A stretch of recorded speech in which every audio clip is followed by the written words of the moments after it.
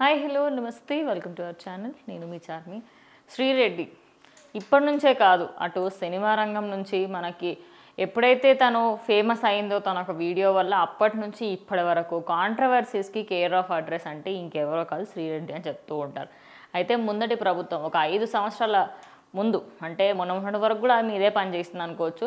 అంటే ఒక 5 సంవత్సరాలు కంటిన్యూస్గా వైఎస్ఆర్సీపీ పార్టీలో ఉండి ఆ పార్టీకి సంబంధించి అపోజిషన్లో ఉన్న జనసేన అయినా సరే, అది టీడీపీ అయినా సరే, బీజేపీ అయినా సరే, కాంగ్రెస్ అయినా సరే, ఏ పార్టీ అయినా సరే ఖచ్చితంగా వాళ్ళని విమర్శించేందుకు శ్రీరెడ్డి మాత్రం ఎప్పుడూ ముందుండేది. అసలు మాటలు కూడా ఒక విధంగా ఎంత చీప్గా మాట్లాడేది అంటే అంత చీప్గా మాట్లాడేది.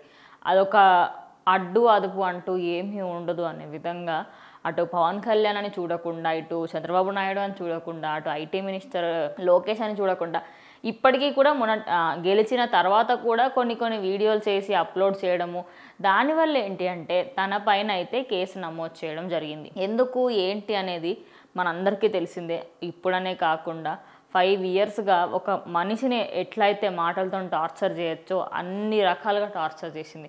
కొట్టకుండా కూడా ఒక మనిషిని మనం హింసించవచ్చు అనే విధంగా అయితే దాన్ని చేయడం జరిగింది. రాజు అనే ఒక టీడీపీ కార్యకర్త అయితే తిన పైన కేసు పెట్టడం జరిగింది.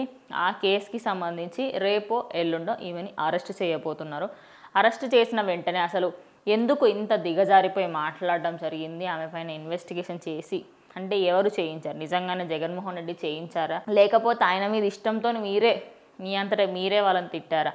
ఎందుకంటే ఒక అపోజిషన్ పార్టీలో ఉన్నాము అంటే ఖచ్చితంగా కొంచెమైనా ఒక అడ్డు అదుపు అని పెట్టుకోవాలి. కానీ ఎలాంటి రెస్ట్రిక్షన్స్ లేకుండా, ఏది ఒక బార్డర్ అనేది లేకుండా, అటు చంద్రబాబు నాయుడు ఏజ్కి సంబంధించి కూడా అనడము, అసెంబ్లీ గేటు కూడా తొక్కనివ్వను అని రోజా ఎలా అయితే మాట్లాడేదో అలాంటి మాటలు కూడా, అసలు నువ్వు సినిమాల్లోకి రావడమే వేస్ట్ అనడము, ఫస్ట్ నీ ఇంకా పాలిటిక్స్లోకి ఎందుకు వచ్చినావు, అయినా నువ్వు జగన్మోహన్ రెడ్డితో పోటీ పడ్డం ఏంట్రా, ఆయన ఎక్కడ నువ్వెక్కడ, ఇవన్నీ మాటలు అనడంతో అటు టీడీపీకి సంబంధించి ఇప్పుడు వాళ్ళు హయాంలోకి రావడంతో మొత్తం ప్లేట్ రివర్స్ అయిపోయింది అనుకోవచ్చు. ఇన్ని రోజులు తను ఎట్లయితే బిహేవ్ చేసిందో ఇప్పుడు అలా బిహేవ్ చేస్తే తనపైన సీరియస్ యాక్షన్స్ తీసుకోబోతున్నారు. అయితే ముందు నుంచి పోలీసులకు చేయాలి, ఆమె పైన సీరియస్ యాక్షన్ తీసుకోవాలనుకున్నా కూడా వైఎస్ఆర్సీపీ వాళ్ళు ఆపడం జరిగింది. కానీ ఈసారి ఆపడానికి కూడా ఎవరు ముందుకు రావట్లేదు. సో తను ఇంకా జైలుకి పోవడం ఖాయం అని అయితే క్లియర్గా అర్థమైపోతుంది. రేపో ఎల్లుండో శ్రీరెడ్డి జైల్లో ఉంది అనే వార్తలు మనం వింటాం ఖచ్చితంగా. మరి దీనిపైన మీ అభిప్రాయం ఏంటనేది కామెంట్ చేయండి.